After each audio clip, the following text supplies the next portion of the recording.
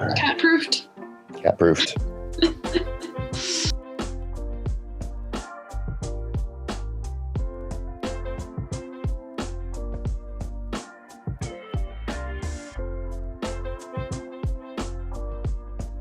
Hello, my name is Sophia. My pronouns are she, her, hers.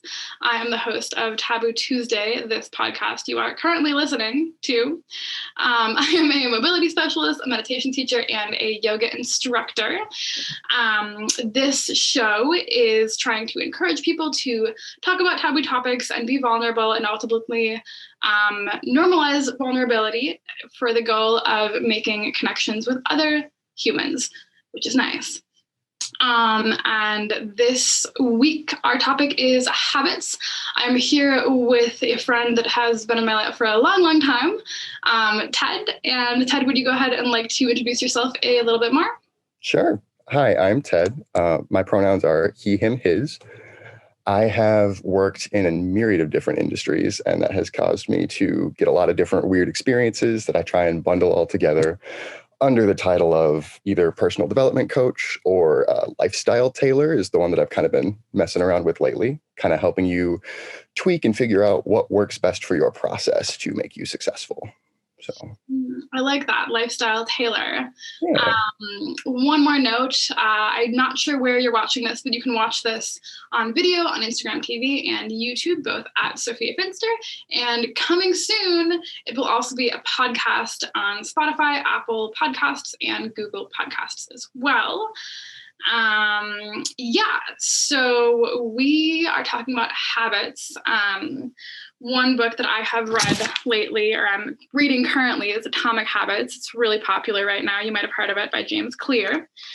And these past few months, Ted and I have been doing a little swapping. I've been doing some mobility training with him, and he's been giving me some, I don't know, if life coaching or just like, I don't know, helping me with my own habit building and building my business and whatnot. So it's been a fun trade. And I think when it comes down to a lot of different teachings and learnings, habits are often not talked about enough. So when it comes to habits, I know you have a lot to say, Ted. Where do you want to start? Yeah. So habits, that's a pretty broad topic, and it can range from a lot of different things. You could have daily habits, monthly habits, situational habits, and they can range from a myriad of different areas of your life, from health to, finance or just happiness or mindfulness. So there's a lot that we can dig into and dive into. The things that I probably want to cover today are going to be, how do we keep ourselves accountable and also stay mindful and progress even when we're feeling like we're in a rut, and kind of help you find a way to push through or pull out all those stops. Yeah. And I think that's especially relevant now. I know a few episodes ago, I had an episode on seasonal depression. Whether you call whatever happens in the winter seasonal depression or just like the winter blues, I think we all feel it at least a little bit. I think a lot of us want to build habits, but we don't necessarily know or have learned how to approach that. I think also we often, at least myself, try to make maybe too many habits start at the same time. I know that's one thing that you've helped me with, keeping it simple and being mindful of what's actually possible. Yeah, I think those are two great points. Keeping it simple is probably my number one rule.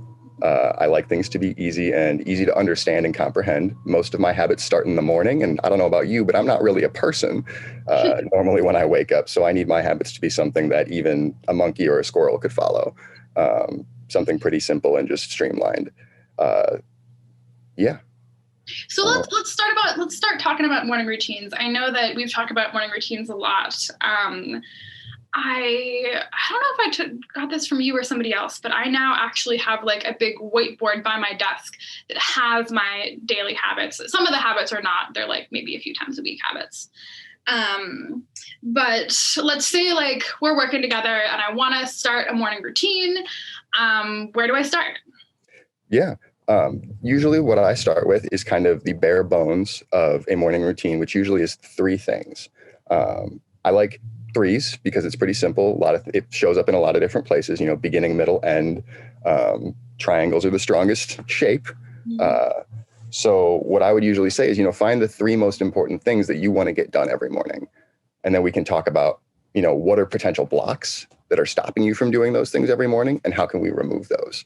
And it's really different person to person. So if it's, say, you want to be exercising every morning, that could be something as simple as, okay, you find it hard to get the motivation to get out of bed because you'd have to go up, get your gym clothes, get your shoes, get yourself ready, where you could prepare a lot of that stuff the night before, take out that block, and then you wake up and you see your gym shoes right there and you're like, yeah, I should probably get out of bed and do some stuff. So simple things like that, just making slight minor adjustments to kind of smooth things out and make the process easier for morning you, is really, really important. Yeah, so you hinted to another thing we've talked about, which is nighttime routines. I feel like, at least what I've heard in the habit, life improvement conversations, people tend to be a lot more focused on morning routines than night routines. But I think you were the first one who asked me, like, what's your night routine? And I was like, going to sleep and brushing my teeth. And I've thought about that more. So I think that's really relevant, that, like, if I do want to have that already in the morning, then I have to do that in the night, Mm-hmm. Yeah, it's interesting you bring that up, because I kind of treat my morning routine as like my keystone habit, so to speak. So that's mainly what all of my other habits, whoops, I just spilled tea on my computer, what all of my other habits kind of work off of. So if I want to get something done in the morning, my nightly routine will, generally speaking, be preparing me for my morning. And then my habits throughout the day are going to be preparing me for what I need to do at night so that I can be successful there. So you're kind of just constantly removing all of these little blocks that are, they're always everywhere. There's distractions, there's shiny things, there's a million and one things that we convince ourselves we need to do. Yes. When really, I think if we just focused on what our true goal is and why we want to get that done, it's a lot easier to actually attain it and get a plan together to actually execute. Yeah. So I think goal setting there that you mentioned has a lot to do with habit building, and, like, you can build habits to achieve your goals, right? I think another thing that you've helped me with, I tend to want to have more goals than I can achieve. I think a lot of people can perhaps relate to that. And that makes me think of another tip that you gave me, as far as I was like, these are my priorities. And what did you respond to me when I said that? That's priorities is kind of an oxymoron to me, because if you have multiple priorities, then none of them are truly prioritized. So finding one thing that you can devote your entire focus to, and that's something I actually picked up from mindfulness practices, is devoting your entire attention to one thing, because you'll find you can have, a list of things you want to get done through the day. But if you have one priority, once you get that done, then the next thing can then become your priority, and you end up getting more accomplished, but you don't feel so overwhelmed, because it's not, hey, I have to do X, Y, Z today. It's, I have to do X today. If I get X done, awesome, move on to Y. But if not, no harm, no foul. So yeah, I think that has, I'm still working on that one. I'm the kind of person that'll have like 10 tabs open on my computer. I'm like, I want to do this, I want to do that, I want to do that. But you're so right. When you're trying to focus on 3 things or 10 things, and your focus is constantly like, oh, they're all connected, I'm doing this, I'm doing that, I'm writing a word here, a word there. Then at the end of the day, you're like, what did I do today? Like, right. What did I actually accomplish? So we've talked about mindfulness a lot. How does mindfulness wrap into goal setting and habit building? That's a great question. I think mindfulness can wrap into just about any part of your life, because to me, what mindfulness really means is like taking a beat to just step back and assess whatever situation you're dealing with and find, the why behind you're doing it, and then trying to align your actions with those values. So for instance, when you're habit building, a lot of people will say, I want to be healthier, right? But they don't give themselves the why they want to be healthier. So it's hard for them to actualize that goal in their mind because they don't really know why they're doing it. So for me, like I've struggled with chronic pain for years, this because, you're my coach and I appreciate you for that so much. But it was really hard for me for a really long time to get myself to get out of bed in the morning and do PT or stretch or do anything. And I finally had to sit down and say, why do I want to do this? And it's, I want to feel better every day. So then when the morning would roll around, it was, yeah, it's cold, okay, I don't really want to move right now, but I know I'll feel better if I do my PT. I will feel better throughout the day. I'm more likely to actually be able to get through a full shift at work. And when I found that reasoning, it gave me the driving force to actually start getting up and doing things. And nobody's perfect. Like, I fall off all the time. That's totally normal. The other thing that I take from mindfulness is the begin again or return to the breath. And you can do that with your habits too. So say you fall off for a couple days, that's okay. The important thing is to remember that you're human. And if you start again, you can always be successful. Mm-hmm. Yeah, that makes me think. I did a meditation this morning by Jay Oren Sofer. I might be butchering that last name.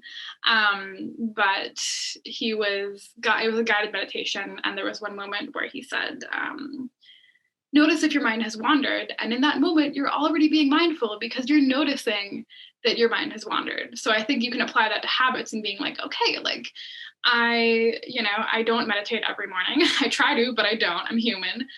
And if I notice that I haven't done it, sometimes I do get down on myself and I am just like, wow, like I can't even meditate in the morning, but it's like, no, that's not helping me. Like I have to be compassionate to myself and be like, okay, like maybe I needed the sleep, maybe I needed the work, maybe I needed just time to lay in bed. And then coming back to it, maybe I can meditate later in the day, maybe I can do it the next day, maybe I can do it the next week. But I think that has been a big learning, begin again, exactly that. Knowing that, realizing that perhaps you did something that you would do differently should you have the opportunity. You will have the opportunity because life goes on. Absolutely. Well, and I think that kind of brings me, I have a lot of catchphrases is what my friends like to call them. So where was I going with that? Crap. I just had it and then I lost it. See, our brains are so distractible. My brain does the same thing. I'll be like, how many times am I like, what was I talking about? Like, what story was I telling you? Well, and there we go. And that just triggered it. So it's you win or you learn. So you never lose. So at the end of the day, either you've successfully completed what you set out to do, or you've learned something about yourself. And, maybe you can try and avoid that stopping point next time. So that's the way I always try and look at it. I love that. Yeah, I think the word failure and losing has such a heavy connotation in our society. And yeah, like there's so many quotes from like super successful entrepreneurs and humans that say like, I failed 10,000 times. And then maybe it's the 10,001 time that you actually succeed or you actually figure out how to solve the problem. Especially with problem solving, like you have to try multiple times often, sometimes dozens or hundreds of times before finding an actual solution that's viable. But that's just how it is, right? Like you can't really, depending on the problem, perhaps. But yeah, so you have another saying about an elephant where like, let's say I have a really, really big goal. Let's say like I'm starting a business right now, or I've started a business. Let's say I want to make $1 million. That's my goal. How on earth do I approach a goal like that? Yeah, that's a big one. And it's funny. Rather, I'm gonna pivot that because I don't like that money goal based on my previous episode with Katie on finances and values. Let's say I want to help 1 million people feel better in their bodies. Gotcha. That's a great goal. For one thing, I really, really think that's something that, more people could approach in, how do I want to say this? The catchphrase that I use is, how do you eat an elephant? One bite at a time. Let's start there. So basically saying, if you have a giant problem, it's really easy to feel overwhelmed with this giant thing that you're trying to lift onto your shoulders all at once, or, eat into your stomach.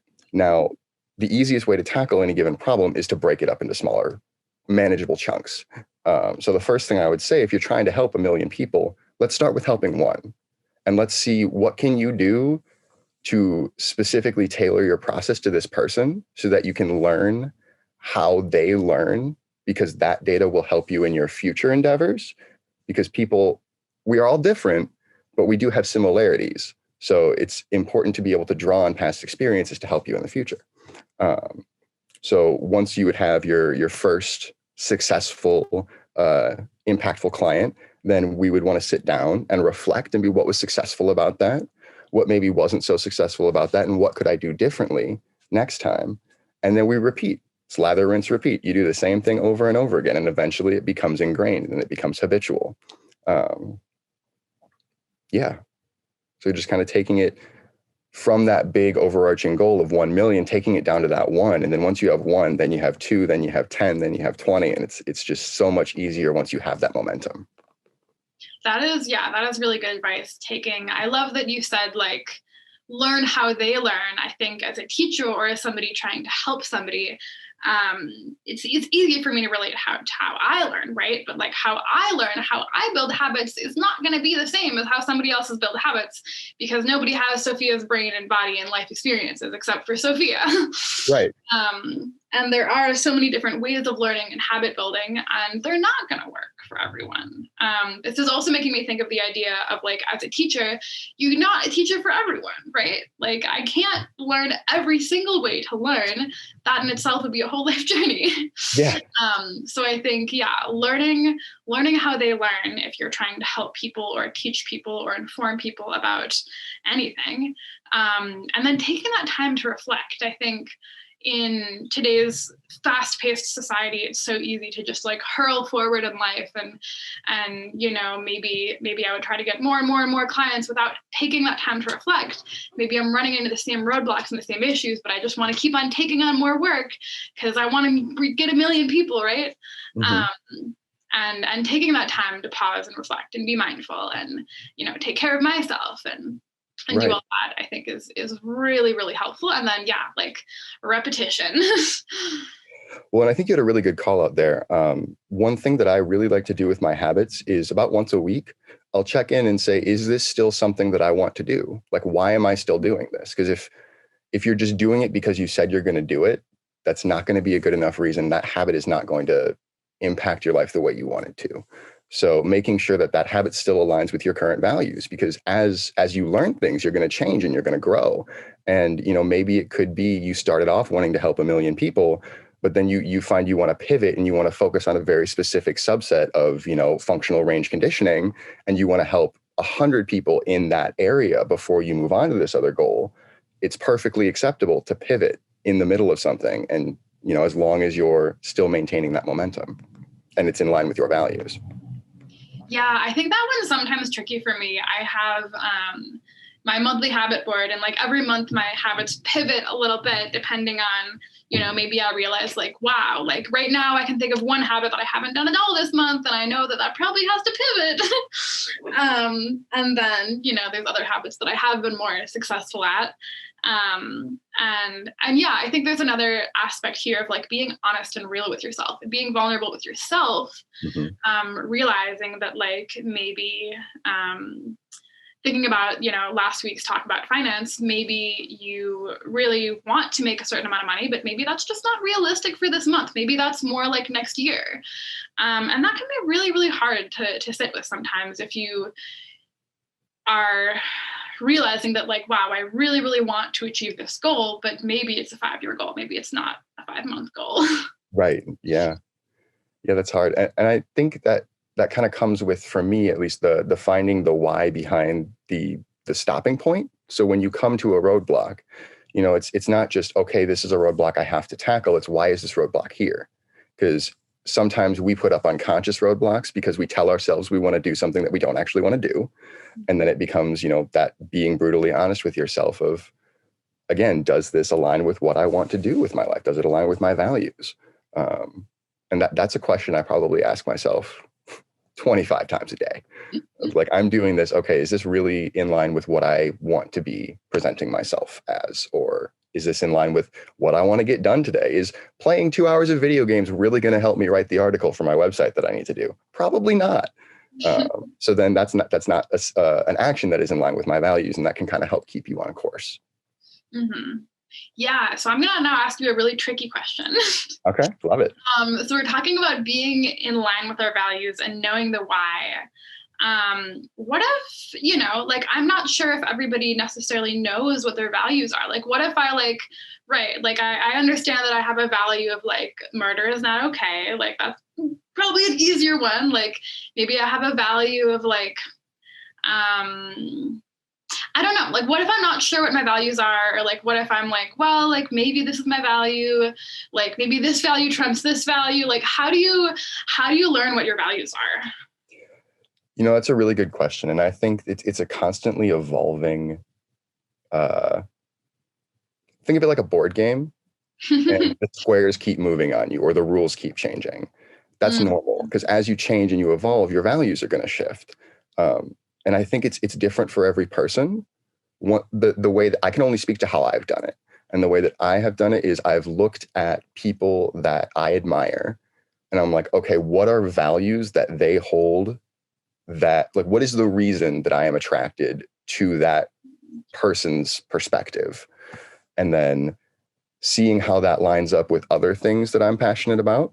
And that kind of helps you narrow down, okay, maybe it's, let me give a little bit more of a concrete example here because I'm being very vague.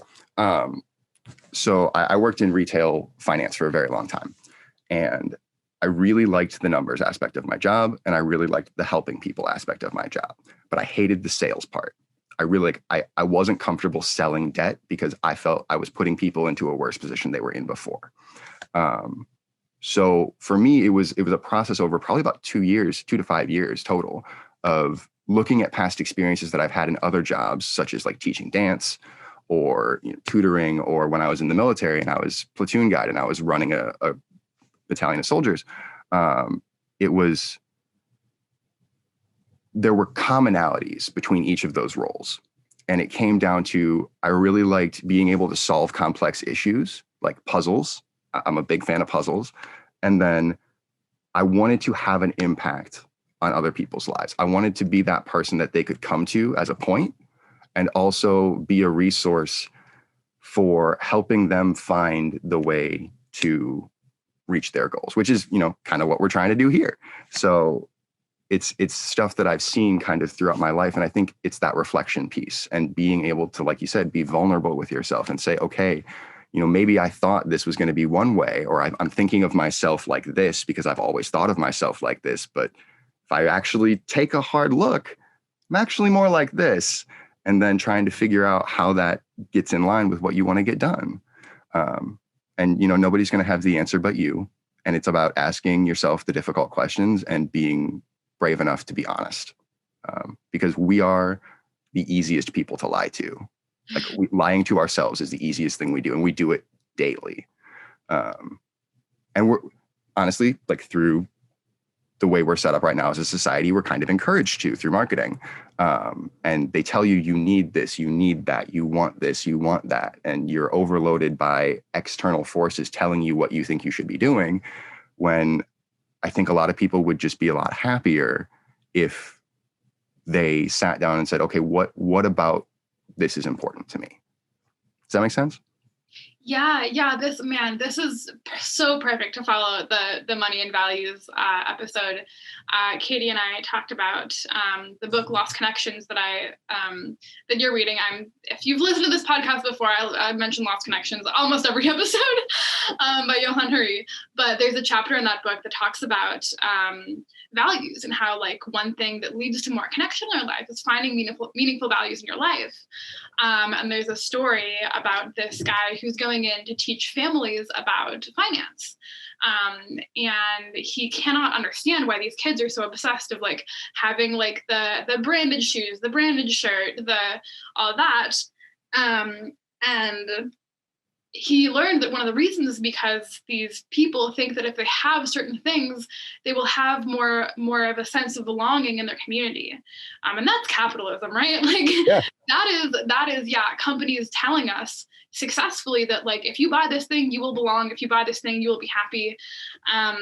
And it's like you really sitting down and being like, if I buy this sloth mug right here in my hand, is this really going to make me find a sense of belonging and happiness? Like, probably not. Like, any mug would probably do to get this warm liquid into my mouth. Right. And yet, like, probably one of the reasons that I bought this mug was because I was like, wow, this is actually this is crazy. This specific mug I bought because a blogger that I follow on Instagram bought the mug. And I was like, wow, this is a really cool mug. She thinks it's cool. I think it's even cooler because of that. And it worked, and not to say that like it's bad that I bought the mug or anything. But really assessing, like, is this action of mine aligned with my values, and trying not to overthink it either, because that's another issue that I run into sometimes. But yeah, that takes a lot of vulnerability. That takes a lot of work to be honest with yourself and realize, like, is this job something that I want to do? Is my work a high enough priority in my life to want to change something like that, to put the energy into that? Like, where do I want to put my energy? I'm just going to keep on throwing out really hard questions. Yeah. but yeah. And, that's also like a lifelong journey, right? That's not something I'm going to sit down in a day and find my values and change my life and have this epiphany and redo everything and then I'll be perfect. Like, that's also not possible. Right. I think one thing that was really hard for me when I first started was changing the definitions of what I thought success was or what I thought happiness was, because like we're talking about earlier with marketing, like there are so many things that tell you what that is or what that definition is supposed to be. Like, you need to make $250,000 every year to be successful or something like that. And I think taking a step back and being able to say, okay, that's what success may mean for other people, but what does success mean to me, or what does that look like? Is again one of those like things. It's important not to overthink, but it's also important to be mindful and reflect and actually like be vulnerable with yourself, like we were saying earlier. So like not accepting other people's definitions was a really hard barrier for me to overcome, because for a really long time I was so focused on, okay, I need to make X amount a year in order to be happy, because like then all my bills are met, I'll have extra money, like, and then I won't have to worry. That was my logic. And it finally came down to, I was working myself to death for a paycheck, and I would go home and I would be miserable and I would crash and I would sleep for 8 to 10 hours every night because I was depressed. And then I would wake up in the morning and do it all over again. And at the end of the day, like, I had to learn that money is just a marker for life energy that we have spent. So where do I want to put that life energy? Would I rather give it to someone who will give me money, or would I rather spend it some way that actually brings me fulfillment, and like focus on maybe getting out in nature more often, or taking a vacation at least once every 2 months, like doing things that make you feel happy just for being you. Mm-hmm. Yeah. And I want to acknowledge here too that like even having that opportunity is a privilege in itself, because if you're listening to this and like you're feeling uncomfortable because maybe you only have enough money to shelter yourself and feed yourself, like that is I don't want to say that's okay, but like that is a situation that many humans are in. Yeah. And I think I've also talked to people who are like, they maybe don't love their job, but they know that it gives them money and they're okay with that. And that's also okay to be okay with. Like, not everybody has to make their job their passion. I've had a lot of conversations with a close friend of mine about this, and their viewpoint is that I don't love my job, but it's doable and it gets me money so I can support myself. And like, they are more prioritizing what they can do in their free time and what they can do with the resources that they're getting from spending their time and energy doing their job. So there's so many different ways to look at it. I think you and I are similar, that we're the kind of people that want to make our job our passions. But that's only a portion of the population that's going to want to do that. And that's okay too. And that's exactly why you have to think about your values, right? Like, right. You don't have to have that value. You don't have to have any value. I mean, as long as hopefully none of your values are causing pain or harm to other people. Right. That's, I'm going to give you guys all the benefit of the doubt that you're people who aren't looking to do that. But yeah, I think that's very, very valid, that it takes a lot of work and energy to look at yourself, look at your life and figure out what you want. That can take people their whole lifetime. And that's okay. Yeah. Well, I think that's a really good example of, finding your own definition, because what is my definition is not going to be someone else's. So I can only ever really speak to my own experiences and try and find a bridge to help them find what they need to find. Because that's how I did it. I just looked at other people and I was like, okay, what are you doing that I could potentially emulate, because I mean that's how behavior starts or habit starts. It starts as you copy and then you create and then you eventually become your own artist, so to speak. And that's kind of what life is. You're painting your own canvas and you have to paint it your way. No one can tell you how to do it. Yeah. I think this is going to go perfectly into the next episode too. It might not be next week, but maybe coming soon is going to be another episode with Seth talking about mindful living. And I know that you and I have talked a lot about how taking those times to pause and reflect are helpful because they help you check in and think about, okay, was that helping me reach my goals? Like, did that make me happy? Like, how did I feel during that experience? And, a plethora of other questions you can ask yourself. But I think for me, that's really helped me think about like, okay, do I want to do more of this? Do I want to do less of this? Do I want to do this in a different way?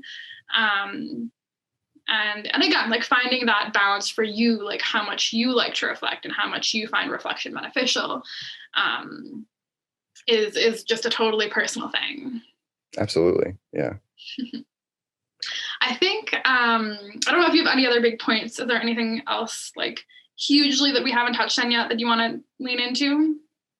For me personally, I will say the one thing that I think made me the most successful was finding an accountability tool. So for me, that was tracking it or writing it down somewhere, finding something, or like, setting a push notification to ping me when I needed to do something. Or one of my personal favorites, find an accountability buddy, like find someone that you can partner with to, keep you on track. And even if it's just checking in every day and say, hey, how was your day? Like, or, hey, did you get this done like you said you wanted to? And if it's no, that's okay. Start again tomorrow. But like having that piece that will keep you on track was something I don't think we've touched on a ton, but is for me at least super important because that helps me not fall off. Yeah, I think that's huge. And that's like my whiteboard has been so helpful to me because like I've made habits in the past and like they're somewhere in the back of my brain, but like now they're just there in front of my desk. So like every day I see this board and I'm like, oh yeah, I'm trying to do that more often. I'm trying to do that less often, or like, checking in with myself. And it forces me, like I write if I've done it or not that day. And it is what it is then. Right. And I think that actually perfectly segues into the last point that I was interested in talking about is just like the importance of, if you're able to, if it's accessible to you, perhaps having a coach or a buddy or like some community to do this with you. I know recently, I think you're the second ever like life coach-ish person that I've worked with. And I'm always shocked at like, wow, this is way more helpful than I thought it would be. And, like with my friend Katie, I had like a financial consulting session with her and I was like, wow, this is way more helpful. I saw an accountant for the first time and was like blown away at how helpful it was. I'm the kind of person who likes to learn things myself, but learning from other people is a really great way of learning. I've also recently started seeing Josh Helbert, which is an functional range systems coach. And yeah, like again, wow, super, super helpful. And, there's all sorts of different groups on different platforms and all sorts of different ways that you can get in contact with this. And then, both of us, you and me, Ted and myself, are coaches. Like I said at the beginning of the episode, I coach mindfulness, functional range conditioning, mobility training, and meditation. And if anybody's interested in that, you're always welcome to shoot me a DM. We can hop on a phone call, chat a little more. Are you currently accepting new clients, or if people are interested in staying in touch with you? I'm currently in closed beta until 2021. So I'm working with 5 or 6 people right now. And I want to make sure that I'm also, listening to myself and following my own advice and not overloading my plate and taking on more than I can handle. Because I am still working full time in addition. But if people want to reach out to me, probably the easiest way to find me would be on Instagram under One Whole Adult. The name will probably change at some point, and I'll try and put out a blast on that old Instagram page when I switch it over.